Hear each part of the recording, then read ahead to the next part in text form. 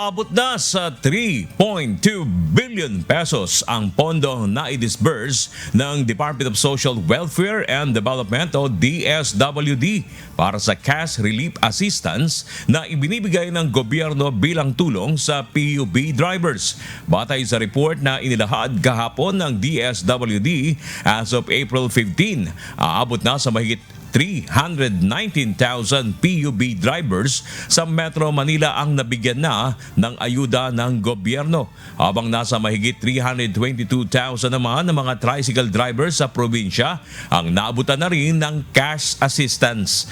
Nananatili namang hamon sa ngayon ng ilang discrepancy sa listahan ng mga benepisyaryo gaya ng maling spelling ng pangalan ng mga driver. Gayun din ang patuloy naman itong tinutugunan ng DSWD at LTFRB.